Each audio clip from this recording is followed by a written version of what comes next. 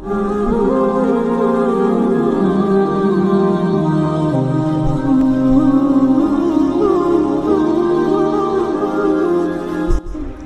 باللہ من الشیطان الرجیم بسم اللہ الرحمن الرحیم وَيَقُولُ الَّذِينَ آمَنُوا لَوْلَا نُزِّلَتْ سُورَةٌ فَإِذَا أُنزِلَتْ سُورَةٌ مُحْكَمَةٌ وَذُكِرَ فِيهَا الْقِتَالُ رَأَيْتَ الَّذِينَ فِي قُلُوبِهِم مَّرَضٌ يَنظُرُونَ إِلَيْكَ نظر المغشي عليه من الموت فأولى لهم طاعة وقول معروف فإذا عزم الأمر فلو صدقوا الله لكان خيرا لهم صدق الله العظيم۔ کل جو سبق ہم نے پڑھا تھا اس سبق میں اللہ تبارک و تعالی نے یہ ارشاد فرمایا کہ میرے محبوب آپ اس بات کو جان لیں کہ اللہ کے سوا کوئی معبود نہیں، کوئی حاجت روا نہیں، کوئی مشکل کشا نہیں ہے۔ اللہ تبارک و تعالی ہی جانتا ہے تمہارے لوٹنے کی جگہ کو اور تمہارے ٹھکانے کو۔ آج جو آیات ہم پڑھے ہیں ان آیات میں اللہ تبارک و تعالی نے جہاد کا حکم ارشاد فرمایا ہے۔ جب یہ صورت نازل ہوئی تو اس وقت تک جہاد کا حکم اللہ تعالیٰ کی طرف سے نازل نہیں ہوا تھا، جہاد کا حکم اس کے بعد آیا ہے۔ اب حضور نبی اکرم صلی اللہ علیہ وآلہ وسلم جب آپ کو نبوت ملی، آپ نے اظہار نبوت کیا، اظہار نبوت کے بعد 13 سال آپ صلی اللہ علیہ وآلہ وسلم مکہ مکرمہ میں رہے، اور مکہ والوں نے ان 13 سالوں میں ظلم کی انتہا کر دی تھی۔ آپ صلی اللہ علیہ وآلہ وسلم کے کئی ساتھیوں کو شہید کر دیا گیا، حضرت عمار رضی اللہ تعالیٰ عنہ، حضرت حارث ابن ابی حالہ رضی اللہ تعالیٰ عنہ، حضرت یاسر رضی اللہ تعالیٰ عنہ، حضرت سمیہ رضی اللہ تعالیٰ عنہ، اور بھی بہت سارے آپ کے ساتھیوں کو شہید کر دیا گیا، اور آپ کے ساتھیوں پر آپ صلی اللہ علیہ وآلہ وسلم کے اصحاب پر بہت زیادہ ظلم بھی کیا گیا، اور آپ صلی اللہ علیہ وآلہ وسلم اور آپ کے ساتھی جو ہیں وہ اللہ تبارک و تعالی سے جہاد کی اجازت طلب کرتے ہیں کہ ہمارے لیے جہاد کا حکم نازل ہو جائے، لیکن اللہ تبارک و تعالی نے مکہ مکرمہ میں جہاد کا حکم نازل نہیں فرمایا۔ یہ جہاد کا چاہتے تھے کہ جہاد کا حکم آ جائے، اور اللہ تعالیٰ نے کیا ارشاد فرمایا تھا، کفوا ایدیکم واقیموا الصلاۃ، اور تم اپنے ہاتھوں کو روکے رکھو اور نماز کو ادا کرو۔ یعنی مکہ میں اللہ تبارک و تعالیٰ نے جہاد کا حکم نازل نہیں فرمایا۔ کیوں نازل نہیں فرمایا؟ اس لیے کہ مکہ مکرمہ میں مسلمانوں کی تعداد بہت کم تھی، کفار کی اور مشرک لوگوں کی تعداد بہت زیادہ تھی۔ اگر جہاد کا حکم نازل ہو جاتا تو مسلمانوں کی کافروں کے ساتھ لڑائی ہوتی، تو کافروں کی تعداد چونکہ زیادہ تھی اس لیے وہ مسلمانوں کو ختم کر دیتے۔ تو اللہ تبارک و تعالیٰ نے مکہ میں جہاد کا حکم نازل نہیں کیا، اور اللہ تبارک و تعالیٰ کی ذات تو حکمتوں والی ذات ہے، اللہ تبارک و تعالیٰ کا کوئی کام حکمت سے خالی نہیں ہوتا، اور اللہ تبارک و تعالیٰ اپنی حکمتوں کو زیادہ جانتے ہیں۔ تو اللہ تبارک و تعالیٰ نے مکہ مکرمہ میں جہاد کا حکم نازل نہیں کیا۔ اب جب مسلمان مدینہ میں آ گئے تو ان کافروں نے، مکہ کے کافروں نے مدینہ میں بھی ان لوگوں کا پیچھا نہیں چھوڑا، مدینہ میں بھی آ گئے تعاقب کرتے ہوئے۔ مدینہ سے چند میل کے فاصلے پر ایک چراگاہ تھی جہاں پر مسلمانوں کے بیت المال کے اونٹ جو کہ زکوٰۃ کے ہوتے تھے وہ اونٹ چرا کرتے تھے۔ مسلمانوں کے اونٹ وہاں پر چراگاہ میں چر رہے ہیں، اور کافروں کا ایک سردار وہ آتا ہے اور مسلمانوں کا جو چراگاہ کا نگران تھا اس کو قتل کرتا ہے، اور سارے کے سارے اونٹ جو ہے وہ ساتھ لے جاتا ہے۔ اب مسلمانوں کو بڑی تکلیف ہوتی ہے اور وہ اللہ تعالیٰ کی بارگاہ میں رو رو کر عرض کرتے ہیں، اے پروردگار، ہم ان سے جان چھڑا کر مدینہ میں آئے تھے اور یہ لوگ مدینہ میں بھی ہمارا پیچھا نہیں چھوڑ رہے ہیں، اے پروردگار ہمیں جہاد کی اجازت دیجیے۔ رو رو کر مسلمانوں نے اللہ تعالیٰ سے جہاد کی اجازت مانگی۔ اللہ تبارک و تعالیٰ نے مسلمانوں کی دعاؤں کو قبول کیا اور سورۃ الحج کی آیت کریمہ اذین للذین یقاتلون بانہم ظلموا وان اللہ علی نصرہم لقدیر، اللہ تبارک و تعالیٰ نے نازل فرمائی کہ اجازت دی گئی ہے ان لوگوں کو یقاتلون جو کافروں کے ساتھ لڑتے ہیں، جن کے ساتھ کافر لڑتے ہیں۔ کیوں اجازت دی گئی ہے؟ کس بات کی اجازت دی گئی ہے؟ لڑائی کی۔ بِأَنَّهُمْ ظُلِمُوا، اس وجہ سے کہ وہ کیا ہیں؟ مظلوم ہیں۔ وَإِنَّ اللَّهَ عَلَىٰ نَصْرِهِمْ لَقَدِيرٌ، اور بے شک اللہ تبارک و تعالیٰ ان کی مدد کرنے پر البتہ قادر ہیں، قدرت رکھنے والے ہیں۔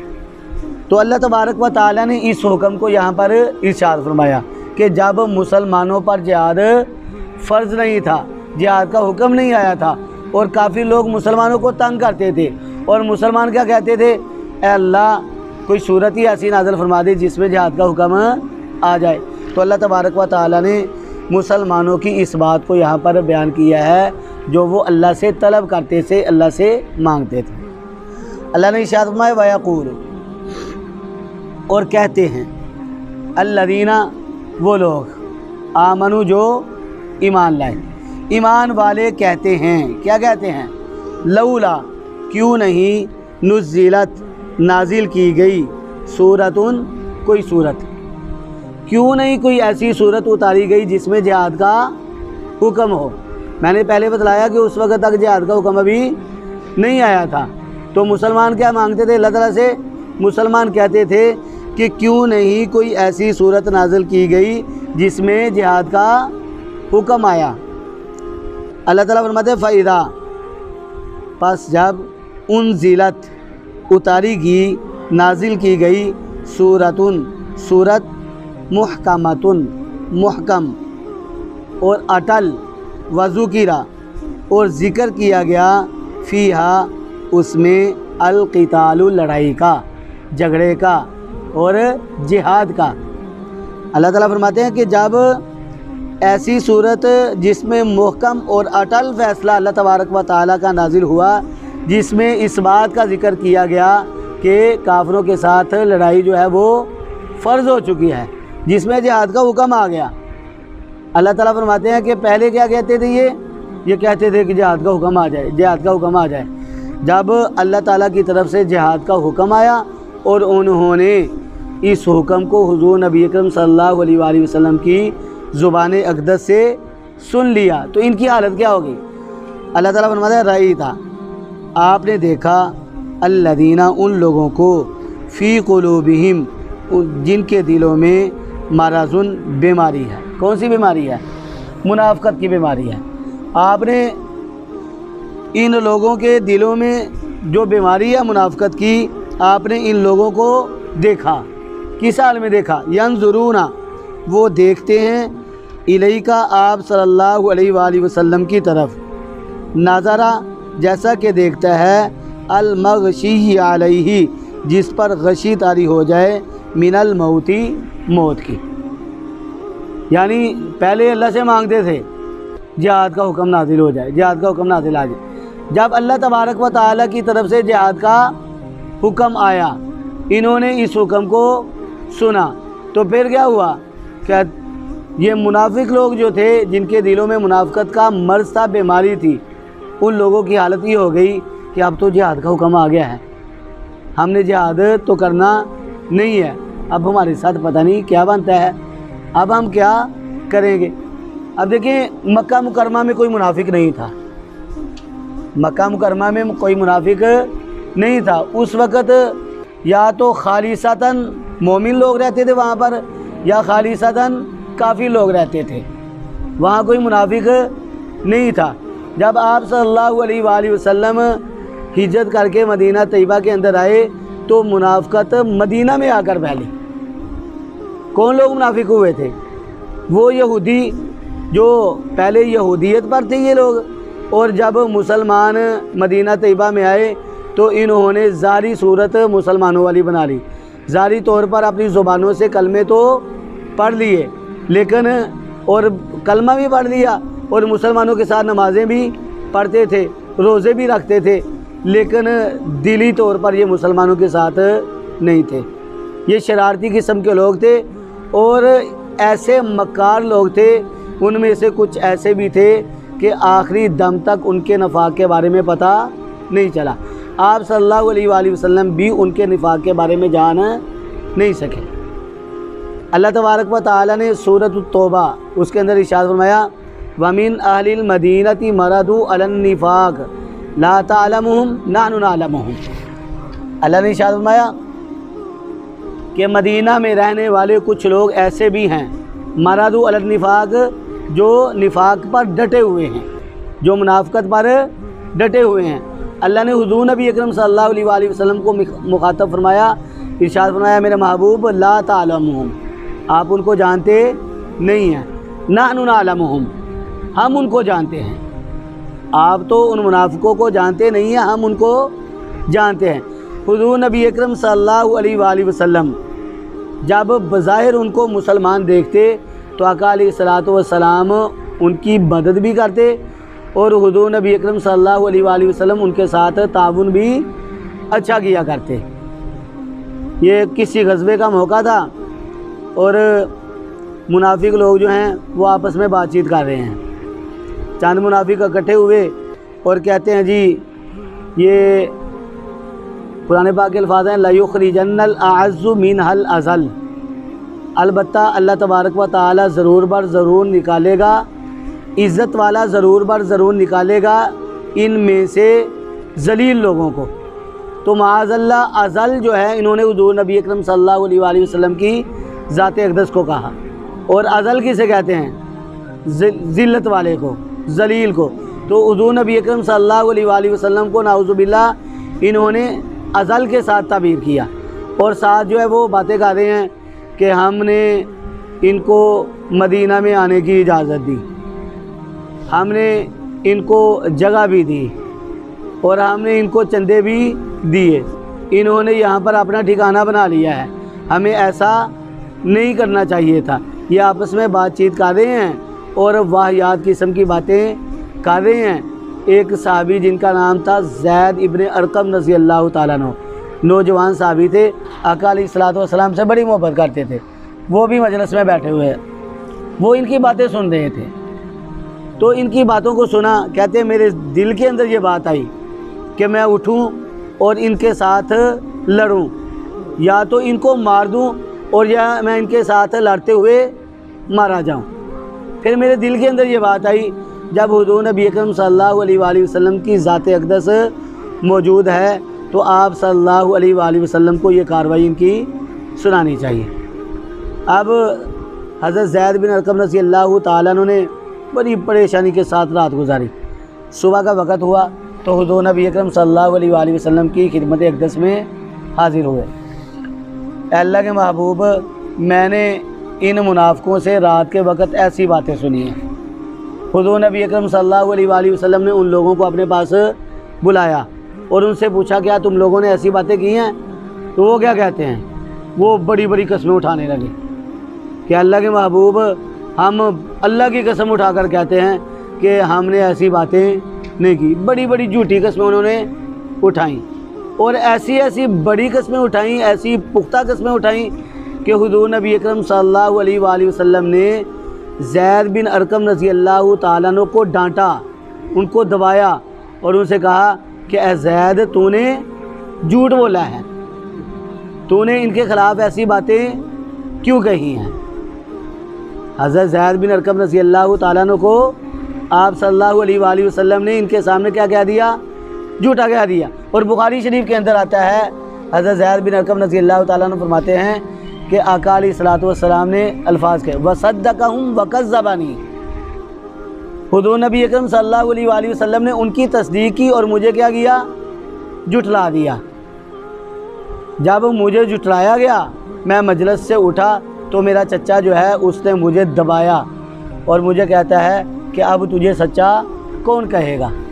جب حضور نبی اکرم صلی اللہ علیہ وآلہ وسلم نے اپنی زبان سے تجھے جھوٹا کہہ دیا ہے تو اب تجھے سچا کون کہے گا؟ کہتے ہیں میں اتنا پریشان ہوا، میں خیمہ میں آیا، میں زمین پر بیٹھا ہوا تھا، میرا دل چاہتا تھا کہ زمین جو ہے وہ ابھی پھٹے اور میں زمین کے اندر دنسا دیا جاؤں۔ تھوڑی دیر بیٹھا تو حضور نبی اکرم صلی اللہ علیہ وآلہ وسلم کا ایک قاصد میرے پاس آیا، کہنے لگا یا زید بن ارقم عجیب رسول اللہ صلی اللہ علیہ وسلم، اے زید ابن ارقم، اللہ تبارک و تعالیٰ کے رسول آپ کو بلا رہے ہیں۔ کہتے ہیں میں اور ڈر گیا کہ پہلے تو مجھے جھوٹا کہا گیا ہے، اب جھوٹ مجھ پر ثابت کریں گے اور مجھے کیا ہوگا؟ کوڑے لگیں گے، مجھے درے لگائے جائیں گے۔ کہتے ہیں میں جو ہے، لیکن حضور نبی اکرم صلی اللہ علیہ وسلم کے مخلص ساتھی تھے، جب قاصد آیا دل کے اندر یہ بات آئی تو وہاں سے بھاگے نہیں، بلکہ حضور نبی اکرم صلی اللہ علیہ وآلہ وسلم کی خدمت میں حاضر ہوئے۔ آپ صلی اللہ علیہ وآلہ وسلم ان کو دیکھ کر مسکرائے اور حضور نبی اکرم صلی اللہ علیہ وآلہ وسلم نے سورۃ المنافقون کی تلاوت فرمائی۔ اذا جاءک المنافقون قالوا نشهد انک لرسول اللہ واللہ یشہد ان المنافقین لکاذبون۔ حضور نبی اکرم صلی اللہ علیہ وآلہ وسلم نے ارشاد فرمایا ان قد صدق اللہ یا زید، اے زید اللہ تبارک و تعالیٰ نے آپ کی تصدیق فرمائی ہے اور ان کو اللہ تعالیٰ نے جھوٹا کہا ہے۔ واللہ یشہد ان المنافقین لکاذبون، اور اللہ تعالیٰ گواہی دیتا ہے کہ یہ بے شک یہ منافق ہیں، البتہ جھوٹے لوگ ہیں۔ تو حضرت زید بن ارقم رضی اللہ تعالیٰ عنہ کی صفائی اللہ تبارک و تعالیٰ نے اپنے کلام کے اندر بیان فرمائی کہ زید ابن ارقم رضی اللہ تعالیٰ عنہ سچے ہیں، اور جن لوگوں نے رات کے وقت ایسی باتیں کی تھی وہ کیا ہیں؟ جھوٹے ہیں۔ تو اللہ تبارک و تعالیٰ نے ارشاد فرمایا کہ جب یہ جہاد کا حکم نازل ہوا تو آپ نے دیکھا ان لوگوں کو جن کے دلوں میں منافقت کی بیماری ہے، وہ آپ کی طرف دیکھتے ہیں ایسے جیسے وہ بندہ دیکھتا ہے جس پر موت کی غشی طاری ہو جائے۔ جس پر موت کی غشی طاری ہوتی ہے اس کی آنکھیں بند نہیں ہوتی، اس کی آنکھیں جو ہیں وہ کھلی رہتی ہیں، تو یہ بھی ایسے ہی آپ کی طرف دیکھ رہے ہیں۔ تو اللہ تبارک و تعالیٰ فرماتے ہیں فاولا، پس ہلاکت ہے لہم، ان کے لیے، ان لوگوں کے لیے کیا ہے؟ ہلاکت ہے، منافقوں کے لیے ہلاکت ہے، منافقوں کے لیے بربادی ہے۔ اللہ تعالیٰ فرماتے ہیں طاعۃ، ان کی اطاعت، وقول، اور ان کی بات کو معروف ہم جانتے ہیں۔ اللہ تبارک و تعالیٰ فرماتے ہیں نا کہ یہ کہتے ہیں جی ہم جب آپ صلی اللہ علیہ وسلم کے پاس بیٹھتے ہیں، آپ کی باتوں کو سنتے ہیں تو کیا کہتے ہیں؟ ہم آپ کی اطاعت کریں گے، ہم آپ کے حکم کی تعمیل کریں گے۔ تو ہم ان کی باتوں کو جانتے ہیں، یہ ایسے ہی کہتے ہیں، آپ کے منہ پر تو ایسے کہہ دیا لیکن دل سے آپ کی بات کو تسلیم نہیں کیا۔ ایسے ہی جب جہاد کا حکم نازل ہوا تو اس وقت انہوں نے، آپ پہلے تو مانگتے تھے کہ جہاد کا حکم آ جائے، لیکن جب جہاد کا حکم آیا تو انہوں نے اس حکم کو دل ہی دل میں ٹال دیا، بہانے بنانے شروع کر دیے۔ اللہ تعالیٰ فرماتے ہیں ان کی اطاعت کو اور ان کی بات کو ہم معروف، ہم جانتے ہیں، ہمیں ان کی باتیں معلوم ہیں۔ معروف کہتے ہیں معلوم کو، جس بات کو جانا جائے۔ اللہ تعالیٰ فرماتے ہیں فَإِذَا، پس جب عزمہ پختہ ہو جائے، الامر معاملہ، پس جب معاملہ جو ہے وہ پختہ ہو جائے، کون سا معاملہ؟ جہاد کا معاملہ، فَلَوْ صَدَقُ اللَّهَ، پس اگر سچ کر دکھائیں وعدے کو اللہ جو انہوں نے اللہ تعالیٰ کے ساتھ کیا ہے، لکانا، تو البتہ ہوتا، خیرن، بہتر، لہم، ان کے لیے۔ کون سا وعدہ؟ وہ وعدہ جو انہوں نے اللہ تعالیٰ سے کیا تھا۔ کون سا وعدہ تھا؟ وہ جہاد کا وعدہ تھا۔ جب تک جہاد کا حکم نازل نہیں ہوا تھا اس وقت تک وہ اس حکم کے منتظر تھے، کہتے تھے جہاد کا حکم نازل ہو جائے، جہاد کا حکم نازل ہو جائے۔ جب جہاد، اس وقت تو کہتے تھے کہ جہاد کا حکم نازل ہو جائے ہم اپنی جان بھی اللہ کے راستے میں قربان کر دیں گے، ہم اپنا مال بھی اللہ کے راستے میں قربان کر دیں گے۔ لیکن جب جہاد کا حکم نازل ہوا تو اس وقت انہوں نے بہانے بنانے شروع کر دیے۔ اس وقت انہوں نے जिहाद से भागना शुरू कर दिया। अल्लाह ताला फरमाते हैं कि जिस हुक्म को वो मांगते थे, अल्लाह से तलब करते थे, अल्लाह ताला ने उनको वो हुक्म अता किया, तो इनको चाहिए था कि अपने वादे को पूरा करते। जिहाद में हुजूर नबी अकरम सल्लल्लाहु अलैहि वसल्लम के साथ जाते, मुसलमानों के साथ जाते। अगर ये जिहाद में जाते, इस हुक्म को मान लेते, तो ये बात उनके लिए बहुत बेहतर होती, लेकिन इन्होंने इस बात को नहीं माना। तो अल्लाह तबारक व तआला ने इरशाद फरमाया फ़अउला लहुम, इन लोगों के लिए हलाकत ही हलाकत है, इन लोगों के लिए तबाही तबाही है, बर्बादी है, इसलिए कि वो अल्लाह ताला के हुक्म को सुनते हैं और हुजूर नबी अकरम सल्लल्लाहु अलैहि वसल्लम और मुसलमानों के पास बैठकर इस बात का इकरार भी करते हैं कि हम इस हुक्म पर अमल करेंगे, लेकिन जब वहाँ से उठकर चले जाते हैं तो फिर दिल ही दिल में क्या कहते हैं, एक दूसरे को ये कहते हैं कि हम तो इस बात को नहीं मानेंगे, हम इस बात को नहीं मानेंगे। अल्लाह ने फरमाया कि ये मुनाफिक लोग हैं, इन्होंने अल्लाह के अहकामात का इनकार किया है और इनकी सज़ा क्या है, इन्नल मुनाफिकून फी दरकिल अस्फली मिनन नार, उतनी सज़ा काफिर को नहीं होगी जितनी मुनाफिक को होगी। जहन्नम का जो सबसे निचला तबका है, अल्लाह तबारक व तआला ने कुरान पाक के अंदर इसका तज़किरा फरमाया कि वहाँ पर किन को डाला जाएगा, मुनाफिकीन को डाला जाएगा। अल्लाह तबारक व तआला से दुआ है अल्लाह रब्बुल इज़्ज़त हमें सही मानों में अपने कलाम की सच्ची मोहब्बत अता फ़रमाएँ। अल्लाह तबारक व तआला हमें अपने कलाम की समझ अता फ़रमाएँ, इस पर अमल करने वाला बनाएँ। व आखिर दअवाना